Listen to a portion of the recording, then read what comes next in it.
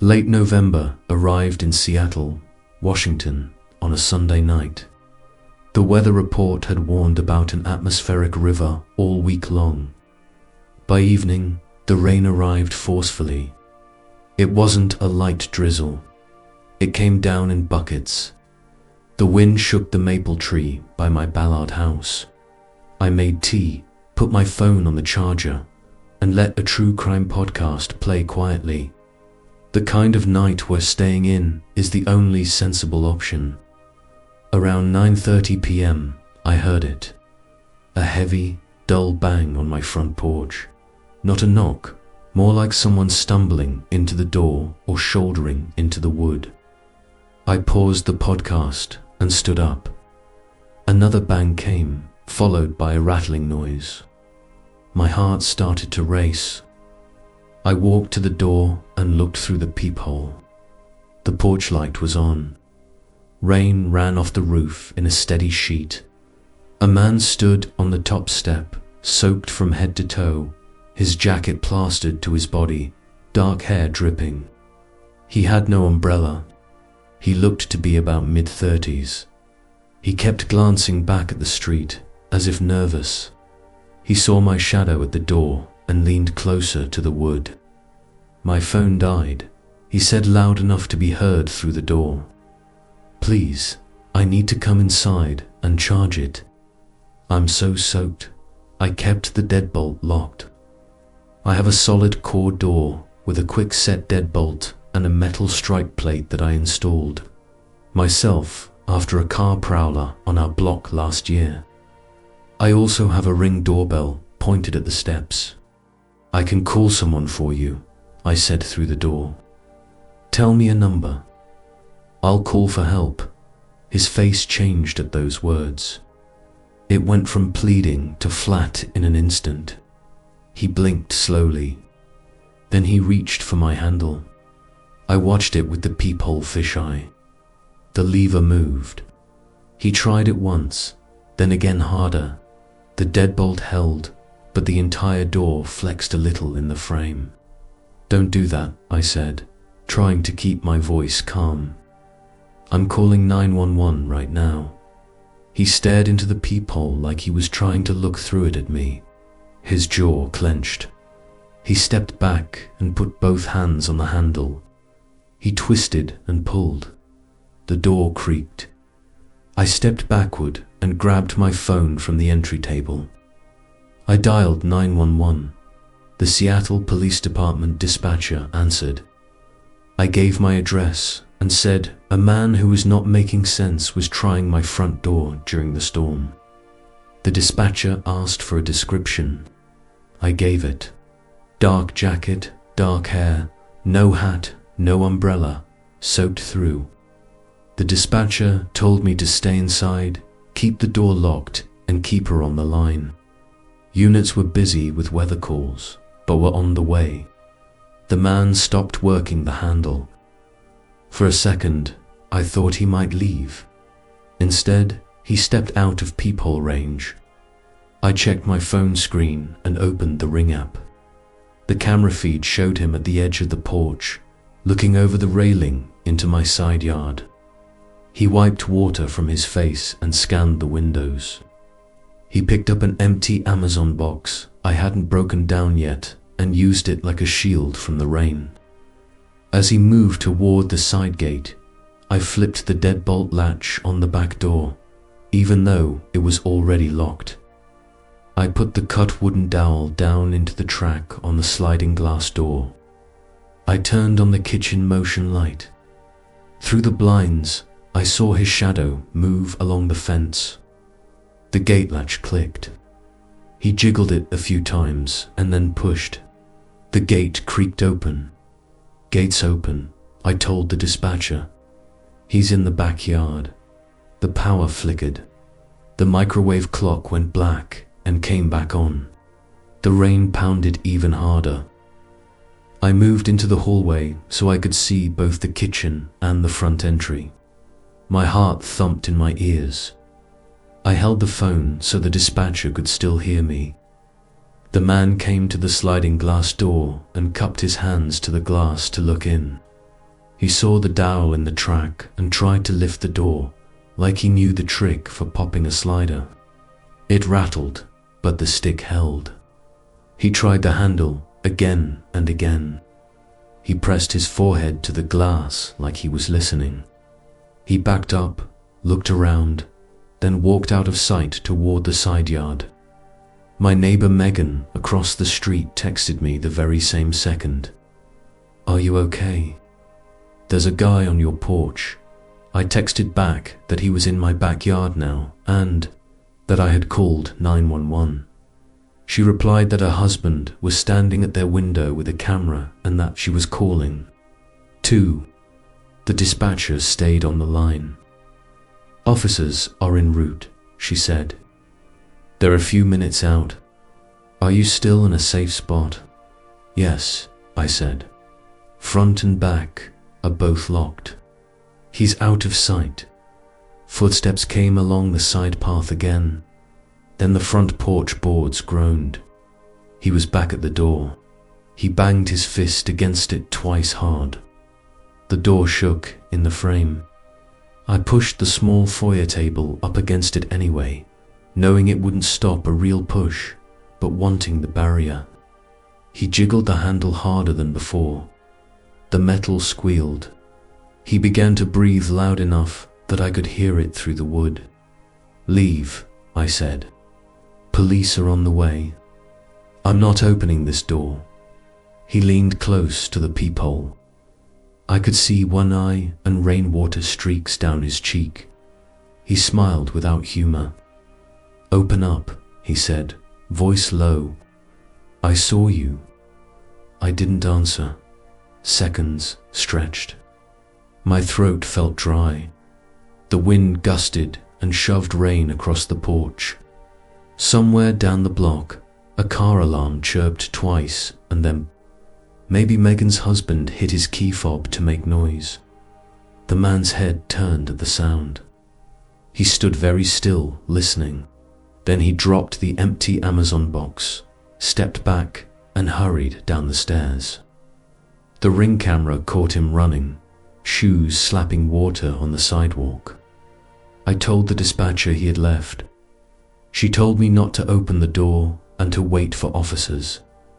I stayed where I was, staring at the peephole. My chest ached from breathing too fast.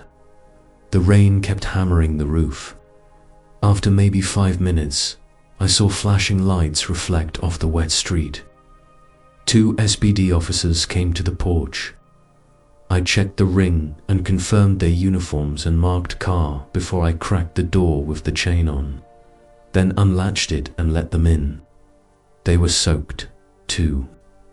They asked questions in simple order: time, description, what he said, and what he touched. I showed them the Ring clips on my phone. They asked me to share them via email. I did. One officer checked the fence line and the backyard with a flashlight. He came back in and said there were shoe prints in the mud and fresh scuffs on the slider track.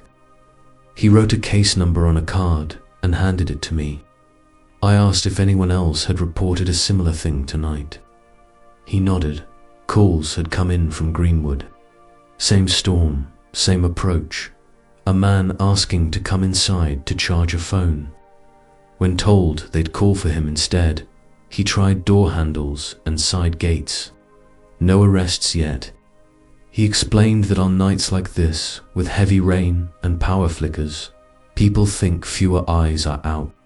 After they left, I stood at the front window for a long time. My tea was cold. The house felt very small and very quiet. Every time the wind pushed the maple branches against the siding, my shoulders jumped. I locked the sash locks on the windows a second time, even though they were already locked. I closed the peephole with a little slider I had never used before. I didn't sleep well that night. I kept hearing the handle scrape in my head. Around 3 a.m., the rain backed off to a steady hiss. I finally dozed on the couch with the TV on mute. Story 2, *, when I was in college, I carried the feeling of being different. I am a Muslim girl, and while most people around me showed respect for who I was, there were always a few who didn't. Two brothers, in particular, made certain I felt their cruelty. They weren't just classmates. They were constant shadows throughout my time at school. Whenever they had the chance, they called me a terrorist. They laughed about it with their friends, turning my identity into a joke. It stung every time, but I tried my best to ignore them. What always made me angry inside was knowing the truth about their own family. Everyone in town knew their parents were in jail, serving time for multiple murders. That wasn't a rumor. It was a fact. Yet here they were, standing tall in front of everyone, trying to label me with something ugly while acting as if their own name wasn't already tainted. I kept my head down most days. Good people around me defended me whenever those brothers went too far, and I leaned on that kindness. Still, their words followed me, and I never forgot the way their eyes lit up when they managed to make me flinch. Life at home was my escape. I lived with my parents in a quiet suburban neighborhood. Our house wasn't big, but it was warm and safe, or at least that's how I felt then. Nights in our area were peaceful. A few streetlights cast a soft orange glow on the pavement outside. And now a car would pass, breaking the silence for a moment before it returned. I loved those nights when everything seemed to slow down. After dinner, my parents usually went to bed early, and I stayed up in my room reading, finishing assignments, or just scrolling on my phone until my eyes grew heavy. One particular night, the routine felt no different at first. I was upstairs lying on my bed with the ceiling fan humming above me. My phone screen lit my face as I absent-mindedly scrolled, too tired to focus on anything serious. Outside, the world was still. Midnight had come and gone, and the streets were empty. Our curtains were down, and the only thing breaking the darkness in my room was the faint glow from the streetlight outside, sneaking in through the edges of the blinds. That's when I first heard it. At first, it was so faint I thought it was part of a dream. A whisper, soft and low, like someone murmuring just beyond the walls. I lifted my head from the pillow, holding my breath. The sound faded, then came again. Too deliberate, too close. I pushed my phone aside and sat up, straining my ears. It wasn't my parents. I could hear their steady breathing down the hallway whenever I left my door cracked at night. This was different. Then the whisper gave way to another sound. 3 quick knocks against the glass of my bedroom window. I froze, every muscle in my body tensing. My room went colder somehow. The kind of cold that doesn't come from air, but from fear crawling under your skin. I tried telling myself it might be a tree branch, but we had no tree near that window, and the tapping was too precise, too sharp, like fingernails or knuckles. Slowly, I turned my head toward the blinds. A faint shadow moved behind them. My heart was pounding so hard I could hear the blood rushing in my ears. I wanted to scream for my dad, but some part of me told me to look first, to be sure. Against every instinct, I stood and walked closer, each step making the floor creak softly. With shaking hands, I reached for the blinds and pulled them back just an inch. What I saw made my breath catch in my throat. A face was pressed against the glass, staring straight at me. The light from the street lamp outside cast a sickly glow. It wasn't a normal face. It was hidden behind a clown mask. The wide painted mouth was frozen in an unnatural grin, and the hollow black circles around the eyes made them look deeper, emptier. But inside those eye holes, I could see them. real eyes watching me. I staggered backward, a gasp escaping before I could stop it. But then I saw more. Standing a little further back, just out of the direct light, was another figure, taller, broader shoulders. He too wore a clown mask, his head tilted slightly as if he was waiting. My mind connected the dots instantly. Even with their faces hidden, I knew who they were. Jack and his brother, the same boys who had tormented me at college. And now they weren't just throwing words. They were here at my home. Fear burst out of me in the form of a scream, a raw, panicked sound that ripped through the quiet of the house. The masked face at the window pulled back suddenly, and I heard the rustle of quick footsteps on the grass outside. My bedroom door flew open almost immediately. My dad stood there, eyes wide and alarmed, asking what had happened. My mum rushed in right behind him, her face pale with worry. I could barely point at the window, my hands trembling violently. My dad darted forward and yanked the blinds all the way up. He peered out into the street, but it was already empty. The two figures had vanished, leaving only the flickering glow of the streetlight and the faint rustle of leaves in the distance. I collapsed onto the edge of my bed, my chest heaving. My mum gripped my shoulders tightly, trying to calm me, but the fear wouldn't leave. I could still feel their eyes on me, still hear the tapping on the glass. My dad didn't hesitate. He grabbed the phone and called the police. The minutes waiting for them felt endless. Finally, flashing red and blue lights washed over the walls of my room. Officers walked through our yard with flashlights, their beams cutting through the darkness. They crouched under my window, searching the soft earth. I heard one of them say they found faint footprints in the dirt. When they came inside, I told them everything, how I had recognized them, even with masks, and how they had bullied me in college before. The police went to question the brothers the next day. But as expected, they denied everything. They claimed they were at the library that night, studying until late. Of course, there was no proof, and since they hadn't broken into the house or caused damage, the police could only warn them. After that night, the brothers completely avoided me. At college, they never looked in my direction, never said a word, and never tried to bother me again. I'd been out of the army for 6 months after 8 years of service. Tours in Afghanistan and Iraq, places that harden you. The transition to civilian life wasn't easy.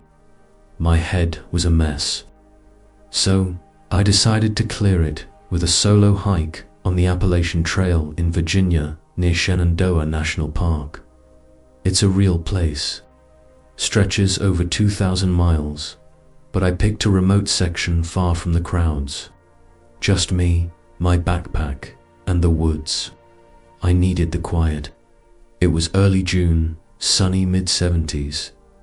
I parked my truck at a trailhead off Skyline Drive, locked it, and started hiking by 7 a.m.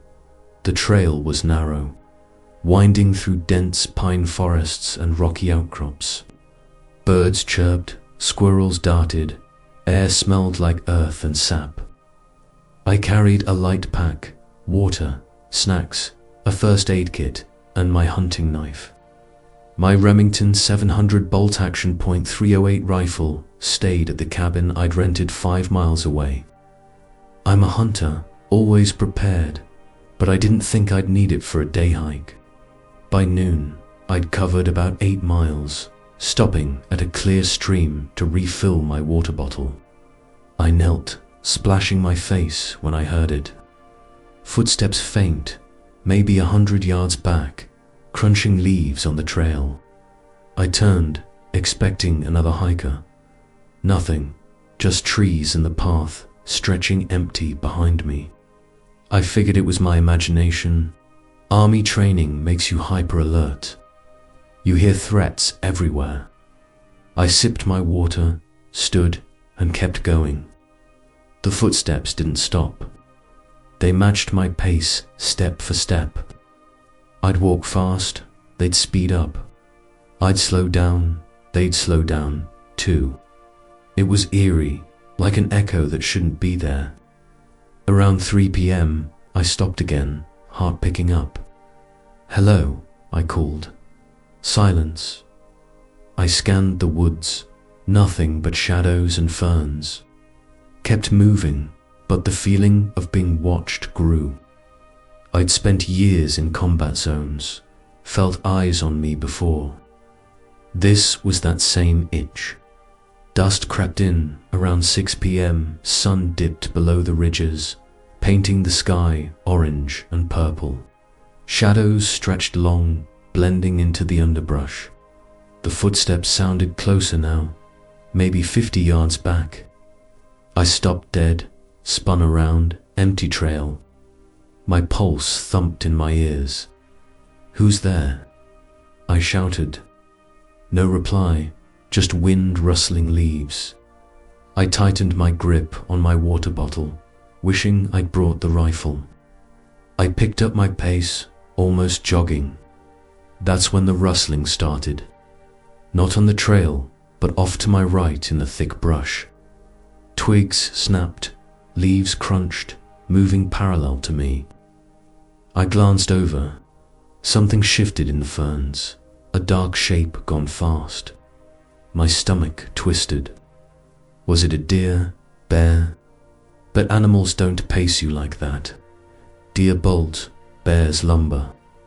This felt human, deliberate, like someone was mirroring me, staying just out of sight. I called out again, "Show yourself." Nothing. The rustling spread, now on my left, too, like two people flanking me. My training kicked in. Assess, act, survive. I broke into a run, backpack bouncing, boots pounding dirt. The trail was 5 miles to the cabin, and I wasn't stopping. The sounds kept up, footsteps behind, rustling on both sides like they were closing in. Sweat stung my eyes. I tripped on a root, scraped my knee, bloody, but scrambled up, heart racing. I wasn't imagining this. The forest felt alive, hostile. Every shadow looked like a figure, every snap like a threat. I thought of stories, hikers stalked by weirdos living off-grid, the Appalachian Trail huge with plenty of places to hide. My mind raced. Was this some local playing games? A hunter, worse. I didn't know, but I wasn't waiting to find out. Finally, around 7 p.m., I burst onto the dirt road near the cabin. The trailhead was close, my truck visible in the fading light. I sprinted to the cabin, a small one-room rental with a bed, kitchenette, and bathroom. No cell signal here, but I had a satellite messenger for emergencies. I fumbled the key, unlocked the door, slammed it shut, and through the deadbolt, leaned against it. Catching my breath, pulse hammering. Inside, I grabbed my rifle from the corner, checked it, loaded, ready. I heated some canned chili, tried to calm down, but my hands shook. The TV played some old sitcom, but I barely heard it. My eyes kept darting to the windows, curtains open just enough to see moonlight. I told myself it was over. Maybe it was just an animal or my mind playing tricks after years of war. Went to bed around 10 p.m., lights off, rifle on the nightstand. Slept lightly like always. Then, at 3:20 a.m., I snapped awake. The clock glowed red. Footsteps outside, slow, deliberate, crunching gravel around the cabin. My skin went cold. I lay still, listening. They circled, stopped near the window by my bed. Thin curtains let in moonlight. I turned my head slowly. There, a silhouette, tall, hooded, standing just outside the glass, watching me. No face, just shadow, motionless like a predator sizing up prey. My heart pounded so hard I thought it burst. I slid my hand to the rifle, quietly chambered around. The footsteps moved again toward the door. I rolled out of bed, crouched low, rifle up, crept to the door, flipped the lock, and yanked it open. There he was, dark clothes, hood up, maybe 20 feet away in the yard. He froze, then bolted for the trees. Instinct took over. I raised the rifle, fired 2 warning shots into the air above him. The sound echoed, sharp and final. He crashed into the forest, branches snapping, then gone. I slammed the door, locked it, and backed away. Rifle trained on the entrance. Grabbed the satellite phone, called 911. Cops arrived around 4:30 a.m. to deputies with flashlights. They searched the woods, found footprints, big men's boots, but no one. Said it could have been a drifter, poacher, or some creep living off the grid. Told me to stay vigilant. I didn't sleep. Packed my gear at dawn. Drove out. Never saw him again. I still hike, but never alone now. Army taught me to trust my gut. That wasn't an animal. Someone followed me, watched me, wanted something. I don't know what, and I'm not going back to find out.